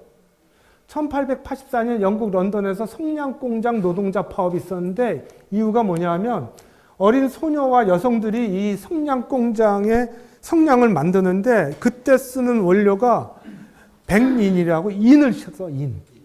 근데 그 인이 중독이 되면 이가 다 날아가요. 중독이 되면. 그래가지고 그 중독 사건 때문에 이 백린이 왁스 칠할 때 쓰는 건데 치와 덕이 다 녹아내리거든요. 그래가지고 이 괴조가 되는 거예요. 그래서 그때 나온 이 공장이 이제 그 공장이 그 당시에 대기업이었는데 1843년 요거 직전이지. 그러니까는 이걸 보고 아마 그때 이 안데르센이 쓴 것 같은데 그래서 이 노동투쟁이 벌어지는 사진이 있습니다. 이것만 그런 줄 아세요? 여러분도 뭐도 있는지 아세요? 옛날 시계 혹시 기억나세요? 시계에 거기 야광치라는 거 아시죠? 야광도 암에 걸려요. 폐암. 그래서 야광 노동자들도 암에 걸려서 후두암 쪽에 걸렸어요. 그러니까 사실은 공장 노동자들이 거의 아무런 보호를 못 받은 거예요. 자, 한번 보실래요? 여러분도 꼭 아셔야 돼. 그게 뭐냐 하면 이 경제 공황이 일어나는 거는 못 사는 나라에서는 일어나지 않아요. 어느 나라, 잘 사는 나라가 안 팔리면 떨어지죠. 쌓여. 그래서 영국이 1850년대를 최고점으로 해서 60년대, 70년대, 80년대, 10년 주기로 계속 공황이 일어나요. 그러니까 실직자가 잠깐 생기는 거야. 근데 실직자가 생겼을 때 이게 이 사람들 보장을 안 해줘. 우리는 실업수당 하잖아요. 없었어. 그러니까 갈 데가 없으니까 지금 앉아서 자는 거예요. 앉아서. 근데 이거 보십시오. 행어버. 끈에 매달려서 끈에 매달려서. 여기 끈에 매달려서. 그래서 나중에 이제 아침 되면 그냥 끈을 잘라버린대요. 나가라. 돈 2페니 내면. 그런데 관을 가지고 자기 한 데가 있어요. 관. 어딘 줄 아세요? 누군 줄 아세요? 구세군이야. 들어보셨나요? 그 연말 되면 딸랑딸랑. 이 구세군인데 여기 보시면 구세군 자선 낭비가 이때 나오는 거예요. 구세군 자선 낭비가. 근데 이 구세군 자선 낭비는 여기 그 담요도 덮어주고 아침에 약간 빵도 줬대. 근데 4페니. 그래서 이때 나온 얘기가 구세군 자선 낭비가 여기 보면 뭐라고 하냐면 구세군 4페니 노숙자의 훌륭한 쉼터. 그래서 대단한 인기를 얻었어요. 그래서 구세군이 전 세계로 퍼졌지. 그죠? 그래서 여기 보시면 구세군이 이제 이 구세군의 운동은 그거예요. 그리스도를 믿는데 성령의 회심을 자기의 그 어떤 성령을 갖다가 하는 것도 좋은데 사회적 약자와 그리스도 자비를 섬기는 사회 구현을 양쪽을 균형을 맞추라는 거야. 개인의 영성과 사회적 봉사하고 균형을 맞추라는 거야. 그것이 지학순 주교님 아니에요? 그죠? 사회적 교리, 생활 속의 성서. 그 지학순 주교님이 지향했던 것 중에 하나지. 자기의 신앙생활과 사회적 문제와 격차를 낮은 것을 향해서 가야 되는. 그래서 구세군을 가만히 보시면 세상을 구원하는 군대 이렇게 세상을. 그래서 여기 암이라고 붙여요. 구세군은 실제로 영어로도. 그래서 이게 대단히 전투적으로 이때 얼마나 심했으면 그랬을까.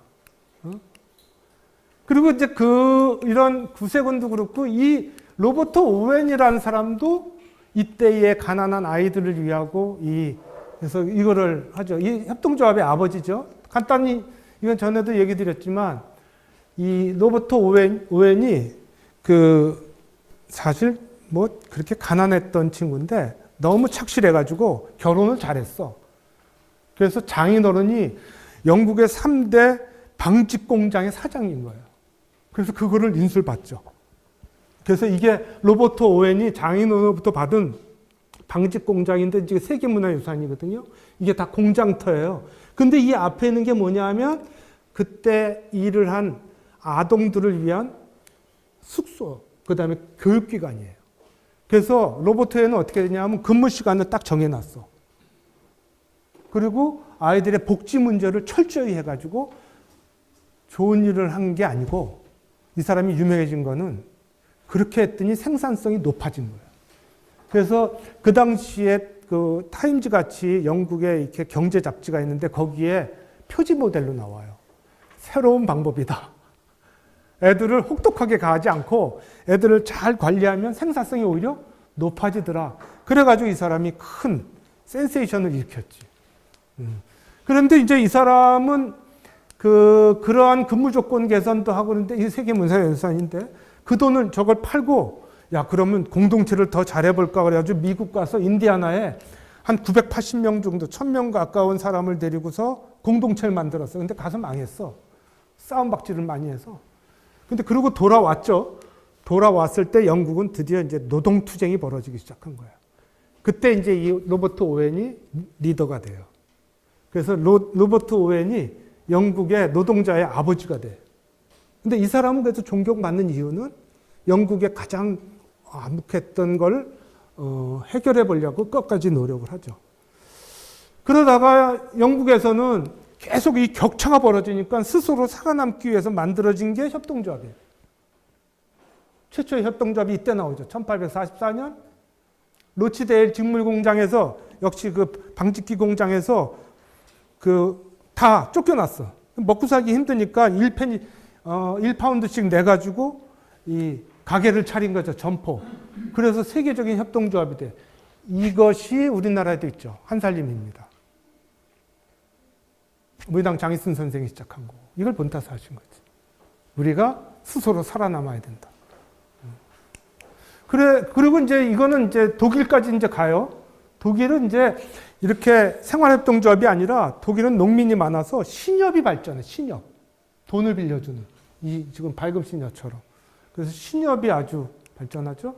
그리고 이제 이게 스페인까지 가죠. 몬드라곤. 그래서 여기다 적어놔요. 이게 영국에서 있었던 로버트 오웬이 협동조합이 프랑스, 독일을 통해서 일본에서 스페인, 한국까지 오죠. 그래서 한국에 이제 무희당 선생이나 박주혜 회장, 여러 사람들이 협동조합 운동을 해요. 이게 하는 역사인데 다시 얘기 드리면 영국 안에는 그런 불평등과 격차를 해소하는 여러 가지가 있었는데 그 중에 하나가 협동조합이었던 거예요. 아시겠죠? 예. 그런데 그것만 있었을까요? 공산당 선언도 나와요. 제가 말씀드린 이 공산당 선언 48년, 그러니까 1951년에 만국박람회 열리는 그 직전에 굉장히 시끄러웠거든요. 1930년대가. 이따가 데이터를 하나 또 보여드렸는데 공산당 선언이 나오죠. 그렇게 협동조합식으로 해가지고는 안 된다. 계급투쟁을 해야 된다는 거예요. 세상을 뒤집어 엎자는 거지. 그래서 이 공산당 선인이 그 당시 84년에 나오고 과학도 변해요. 이 과학의 찰스 다윈의 이게 여기 안 적혀 있나? 요 다음에 적혀 있네요. 그 다음에 이제 우리 엔트로피라는 얘기가 나오는데 좀 이따가 여기 보면 혼란스러운 격변기를 견뎌낸 빅토리아. 영국의 빅토리아 사회는 아까 얘기했던 32년에서 9001년까지인데 사회 경제적, 정치적, 윤리적, 정신적, 종교적으로 굉장히 불확실했다. 그래서 엄청난 혼란의 시대였다는 거예요. 영국이 그렇게 만만하지 않았어요. 엄청나게 혼란스러웠지. 그래서 1859년에 종의기원 나오고 48년에 공산당 선언 나오죠. 그 다음에 연력학 제2법칙이라고 하는 건데 혹시 아실런지 몰라. 그 세상의 이치 중에 하나가 에너지는 점점 무질서해진다는 그런 과학 법칙이에요. 그래서 이때 이게 왜 이렇게 그런 거죠. 생각해 보세요. 검은 콩하고 하얀 콩을 섞어버려. 그 섞을 때는 몇 초 걸리지도 않은데 골라내려면 하루 종일 걸리죠. 세상은 무질서해지는 게 당연해요. 그게 이제 과학 법칙 중에 하나예요. 그래서 어떻게 됐냐면 이 당시에 종말론이 횡행했어. 세상은 이제 끝나간다. 격차도 심하고 불평등도 심하고 자연을 들여다보니까 종의기원이 왜 문제되는 줄 아세요? 우리가 신으로부터 부여받은 게 아니라 동물하고 똑같네 뭐 이런 거죠. 그러니까 가치관이 다 바뀌어버리는 거지. 그래서 여기서 어린 시절부터 주입됐던 신앙에 대한 도전이 직면하고 급변하는 사회의 방향성을 상실하고 개인적인 삶이나 행동의 궁극적 의미에 대해서도 의혹을 품게 된 게 빅토리아 시대였던 거예요. 그래서 여러분들 아셔야 돼. 영국이 성공한 게 아니에요. 그 대가를 치렀다니까. 그것도 아주 긴 시간. 그리고 역사상 유례 없이 전복적이고 파괴적인 도전이 노출되었고 하여튼 빅토리아 이 책에 여기에 나오는 글입니다. 빅토리아 시대 때 사람들이 얼마나 힘들었는지가 여기 나옵니다.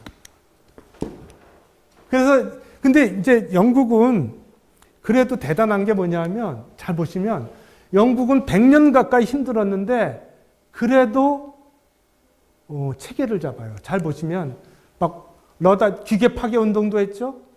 그 다음에 노동자들 단결 금속적으로 맨날 폭력적이 데모했지. 그리고 근데 선거를 바꿔. 1차 선거법 개정, 2차 선거법 개정, 3차 선거법 개정. 선거가 개판이었거든요. 예전에 농촌 지역에서 의원 하나 줬어. 근데 도시에는 또 하나 줬어. 근데 산업혁명이 일어나니까 여기에 있는 농촌인 사람이 다 일로 갔는데 여기에는 2명 남았어. 그런데도 아직 한석이야. 2명에서 1명을 뽑는 거야. 기적을. 도시로 그렇게 많이 몰렸는데도 하나야.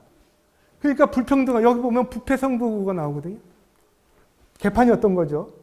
그러니까 정치 조직이 현실은 못 쫓아간 거지. 근데 계속 싸우면서 바꿉니다. 그래서 피플스 차터, 그래서 차티즘이라고 그래요.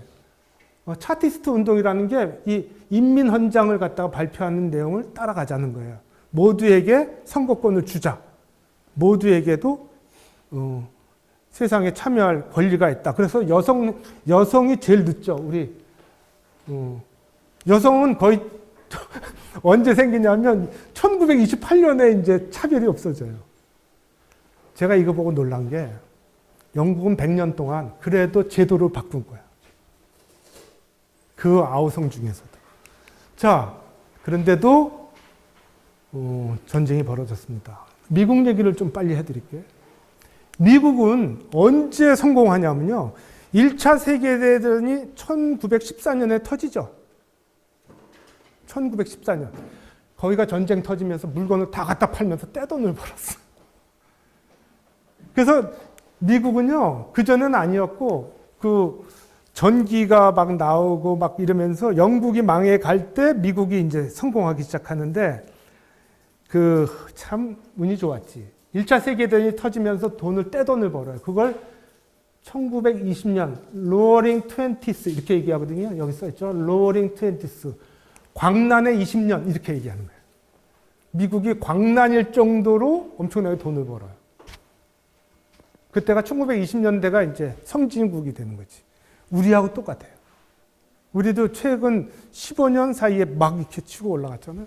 얘네들도 이때 치고 올라가요. 그 영화 중에 영화 보셨나? 찰리 채플린 모던 타임즈. 또 위대한 개스비 보셨죠? 이거 사기꾼 얘기인데. 자이언트, 언터처블 이거는 뭐 그 시카고 얘기고. 근데 재미난 거는 KK단이 아시죠? KK단 뭐 뒤집어 쓰고서 이렇게 흑인들 KK단이 1920년 들어서기 전까지 60만 명이었는데 1920년대 떼돈을 번 다음에 400만으로 바뀌어. 여러분들 잘 보세요. 성장을 하면 극단주의가 생깁니다. 참 이상하죠? 성공을 했는데. 그래서 KK단이 엄청나게. 자, 보세요. 불평등 생겼죠. 상위 1%가 소득의 23%, 100% 상승, 자동차 500만 대 팔아고, 전기 보급률 70%. 그래서 주부들도 다 해방이 돼요. 주방에서. 냉장고, 세탁기, 세척기, 토스트기.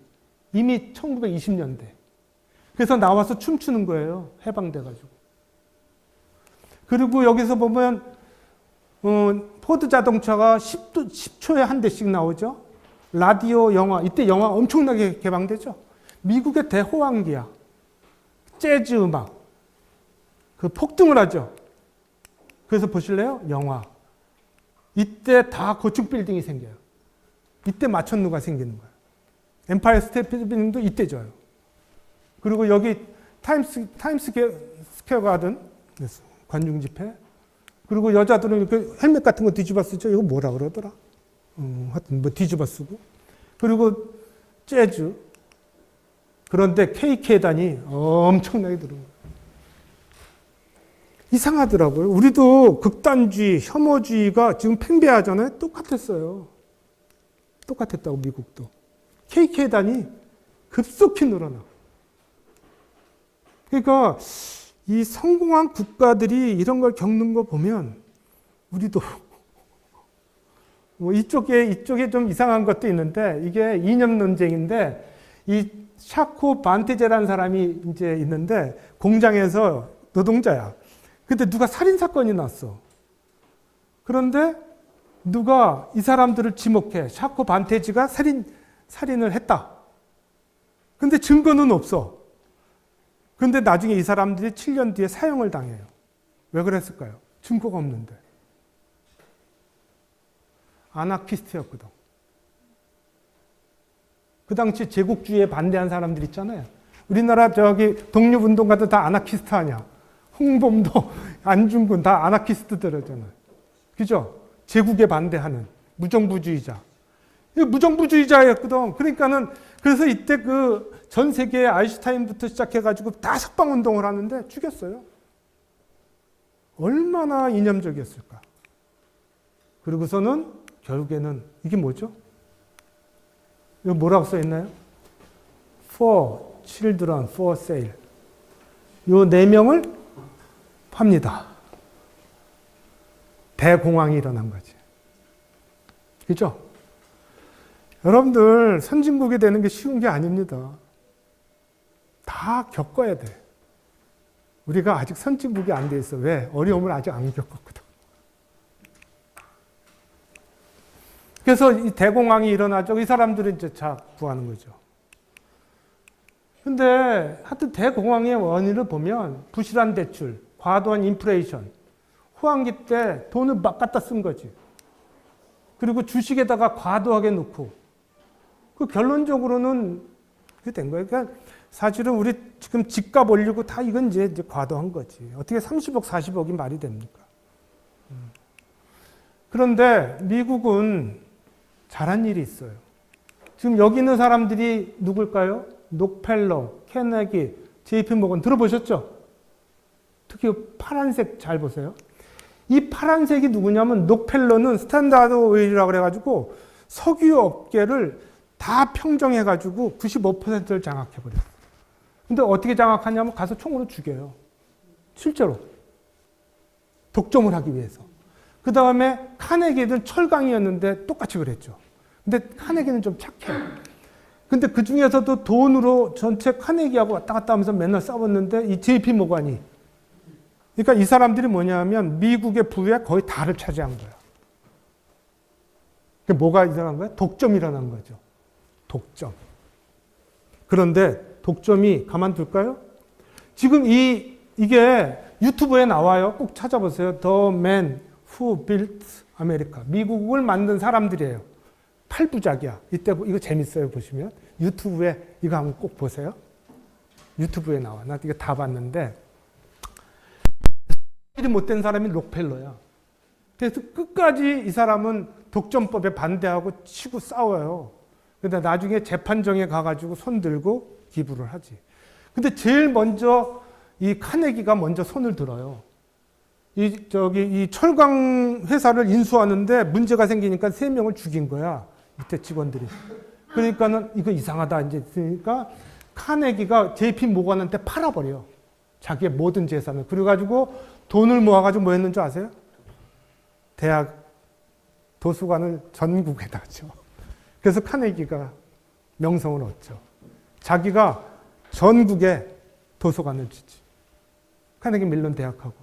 근데 마지막까지 버틴 건 록펠러고 JP 모간인데 이걸 누가 깨냐면 루즈벨트가 깹니다. 이 루즈벨트는 대통령이 둘이에요. 이 사람이 시어도르라는 대통령이고 이 사람은 프랭클린 루즈벨트예요. 둘 다 루즈벨트인데 이 사람이 만들었고 그걸 나중에 JP 모간을 불러. 대공황이 일어났잖아. 1933년인데. 대통령이 딱 된 다음에 당신 해체해. 그래서 다 분할을 시켜. 대기업 분할시키지. 그래가지고 이제 잘라버리죠. 그래서 경고 주고. 프랭클린, 이 루즈벨트가 그걸 했어요. 그런데 JP 모간이 살았지. 전쟁이 터졌어요. 유럽 2차 세계대전. 그래서 다시 이제 대기업들을 군수로 보내요. 다. 뭐, 화장품 만들었던 회사는 뭐 폭약 만들게 하고 뭐 다 하죠. 근데 하여튼 간에 미국은 이 반독점법을 통과시키기 위해서 엄청나게 싸웁니다. 그러니까 제도로 만들었지. 독점법을. 그래서 평정시킵니다. 하여튼 제가 보기엔 영국과 미국이 산업혁명으로 성공하면서 그걸 갖다가 불평등과 격차 여러 가지 발생할 수 있는 것들을 해소하기 위해서 꽤 노력을 한 거예요. 그런데 아르헨티나 한번 볼까요? 여기가 아르헨티나입니다. 시간이 빨리 할게요. 아르헨티나가 세계 5위까지 올라갑니다. 왜 그랬을까요? 아르헨티나가 이런 거죠. 유럽이 산업혁명이 일어나가서 도시화가 돼. 그죠? 그럼 뭐가 제일 부족할까요? 식량이 부족한 거야. 식량. 근데 식량이 부족한데 또 특히 거기 사람도 고기 먹잖아. 인구도 막 늘어나고. 근데 식량을 보니까 아르헨티나에 뭐가 있냐면 여기 부에노스아이레스가 있어요. 여기 항구 도시인데 이 부에노스아이레스 맨 꼭대기에 올라가면 유명한 이구아수 폭포가 있어. 그러니까 이구아수 폭포의 그 하류야. 그런데 스페인 사람들이 정복했을 때 이 팜파스라는 데 들어보셨나요? 팜파스 대평원. 팜파스에다가 소를 두고 간 거야. 1600년에. 근데 천적이 있을까요? 없을까요? 없잖아. 그러니까는 팜파스의 초원에서 수억 마리가 된 거예요. 이해되시죠? 그게 이제 누가 키운 게 아니라 스스로 천적이 없으니까. 그래서 팜파스가 이제 우리 한반도에 한 10배만 하거든요. 5배인가 10배만 해. 이 근처가, 부에노스아이레스 이 근처가 다 대초원 지역에서 비가 많이 안 오고 초원인데, 그러니까 어떻게 되냐면 유럽 사람들이 저 팜파스에 있는 소를 가져오라 그랬어. 근데 소를 배에다가 실어가지고 유럽까지 이렇게 올라니까 한 달 넘게 걸리잖아요. 다 죽어버리네. 상하고. 그러니까 이게 단가가 너무 많은 거야. 그런데 프랑스에서 냉장고가 개발이 됐어. 여기 한번 보실게요. 냉장고가 개발된 거야. 그래가지고 얘네들이 냉동선을 만들어가지고 거기다 박스 올리고. 그래서 보세요. 1869년부터 연평균 4.5%를 30년 동안 계속 성장하는 거예요. 그리고 대무역량이 미국의 4분의 1. 아마, 옥수수, 양모, 소고기 이런 게 생산국 1, 2위. 그러니까 계속 성장한 거예요. 그래가지고 나중에 어디까지 성장했냐면 1인당 국민소득이 독일하고 똑같았어요. 그래가지고 여기서 보면 하여튼 뭐 세계 경제 5위까지 올라가요. 대단했죠. 그래서 여러분도 아세요? 아르헨티나는 85%가 백인입니다. 모르셨죠? 다른 나라는 다 인디오가 다거든.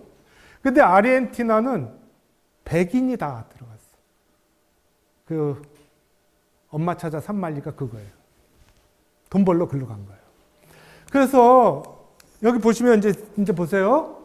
자, 이게 그 당시 1900년도에 아르헨티나 부에노스아이레스의 조감도입니다. 대단하지 않아요? 그래서 이 아르헨티나는 스페인의 바스크 지방이라고 아세요? 스페인 저기 골짜기 강원도 같은 바스크 지방에서 다 넘어갔고 나중에 프랑스 사람들도 넘어갔죠. 근데 이제 하여튼 뭐 넘어갔는데 이게 그 당시 지금부터 120년 전에 부에노스아이레스의 사진이야.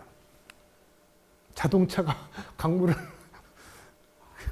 플랫폼, 지하철. 1913년에 지하철이 생겨요. 대단하지 않습니까? 지하철 파고 있죠. 부에노스아이레스는 계속 실어다가 날르고 배 타고 들어오는 거야. 백인들이. 화려한 돈 벌러 다 일로 갔죠. 그리고 부에노스아이레스는 맑은 공기란 뜻이에요. 신선한 공기 쐬러 이제 아르헨티나 가는 거지. 쌀농만 13,000개 먹고 노는 거예요. 그래서 불러진 이름이 남미의 파리 이렇게 돼 있어요. 실제로 남미의 파리 다 놀러 가니까. 탱고.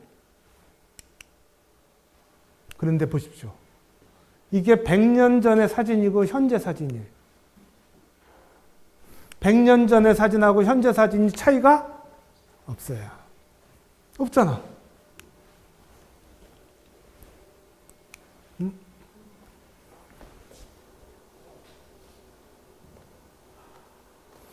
그러니까 사실은 아르헨티나는 뭔가가 잘못된 거예요. 그렇죠? 저기 뭐 꺼야 되는데. 그래서 이게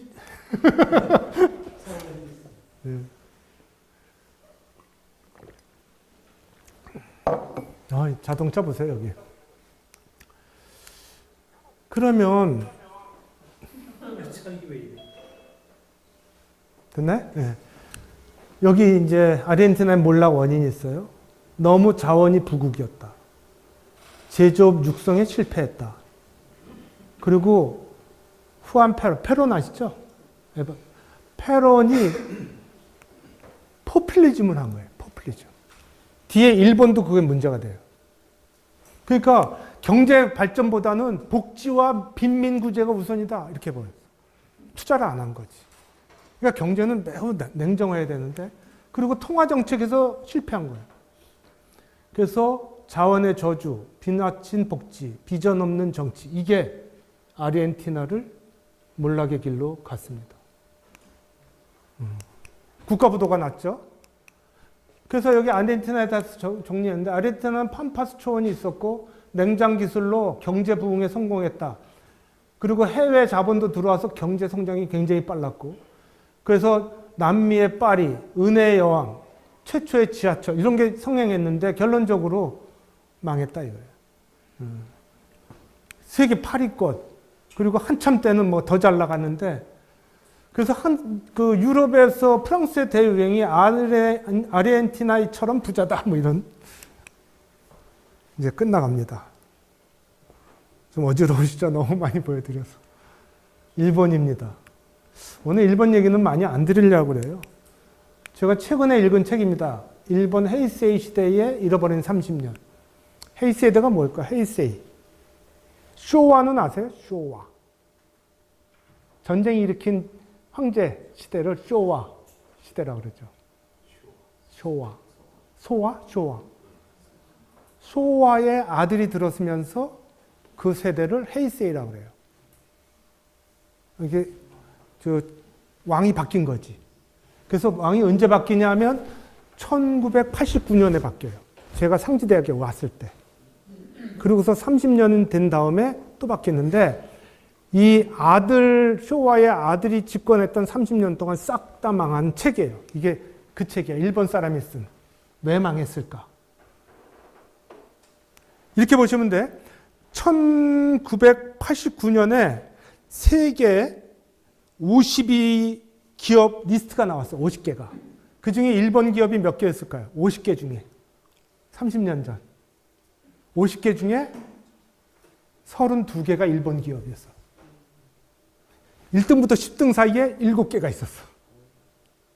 그런데 30년 뒤에 50개 중에 일본 기업이 몇 개 있을까요? 50개 중에. 하나. 도요타 하나 남았어. 32개에서 하나. 아시겠어요? 일본은 망한 거야. 그러면 망한 이유가 여기 적혀 있습니다. 플라자 협약 이후로 망했는데 정치가 문제였었어. 포퓰리즘하고. 정치 하나만 얘기 드리면 일본은 3대가 해먹는데요. 정치 국회의원이 9선도 있어요. 9선. 4구 36. 그 다음에 할아버지가 하면 아들이 하고 아들이 하면 손자까지 하죠. 더 심각한 건 뭐냐면 정치인이 경제인도 있고 그 집안에 언론인도 있어서 정치, 경제, 언론이 다 같은 식구야. 그러니까 서민과 여기는 다른 계층이야. 그러니까 안 되죠. 그러니까 우리나라가 시끄러워도 뒤집어 엎는 게 좋은 거예요. 5년마다 뒤집어 엎는 게. 그리고 이제 가장 심각한 게 아까 이제 그 일본 사회도 문제가 있고 특히 절망하는 청년들이라는 여기 단어가 나옵니다. 그리고 이제 이 뒤에 나오는데 자폐됐다는 거죠. 일본의 가장 키워드 자폐 사회. 그런데 여기 이제 마지막으로 헤이세이 시대 실패는 일본 경제 실패담이다. 1989년에 10개 중에 7개, 아까 얘기 드렸죠? 50개 중에 32개. 근데 그게 다 망했어. 소니, 그렇게 유명했던 소니도 삼성이 대체해버렸고, 그죠? 일본 정치도 실패했다는 거예요. 그래서 일본 정치도 그 자기네들끼리 이렇게 해먹고, 계파 정치, 그 다음에 포퓰리즘, 그 다음에 나중에 보니까 이 건설 자금에 너무 많이 집어넣은 거야. 이거 조심해야 되거든요. 그리고 여기 유발이 시라는 게 나오는데 하나만 보여드리고 이제 마무리 짓겠습니다. 시간 너무 많이 지났죠? 유발이가 뭐하고 똑같으냐? 우리나라 평창. 평창도 저거 하죠? 국제영화제? 아니야. 국제음악회? 그죠? 그래서 대관료. 하여튼 그게 그거지. 대관료. 거기하고 똑같아요. 이 유발이가 탄광 지역이에요. 탄광. 그래가지고 한참 하다가 탄광이 망하니까 뭘 했냐면 멜론도 만들어서 유명하고 국제 판타스틱도 하고 뭐 다 해. 그러니까 아주 화려했지 유발이가. 성공했을까요? 실패했습니다. 돈으로는 안 됩니다. 이해되세요? 돈줄 끊기는 순간 망해요. 저도 이번에 교육관 보면서 그걸 느꼈는데 이게 인구는 점점 줄어. 국가 돈은 들어오는데 인구는 거꾸로 줄어. 왜 그럴까? 자발성이 없어서 그래. 그러니까 구자연 생각하셔야 돼. 이게 돈으로만 해결되지 않고 거기에 있는 사람들을 키워내지 않으면 망한다니까. 그래서 이게 여기 망해버렸어요. 그래서 가장 대표적인 일본의 실패 사례예요. 지역 실패 사례. 그래가지고 이제 현실적으로 지역 소멸까지 이어지죠. 우리는 어느 길로 갈 것이냐 하는 얘기가 나오죠.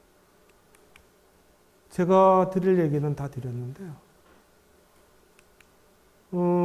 이건 우이랑 선생님 글입니다.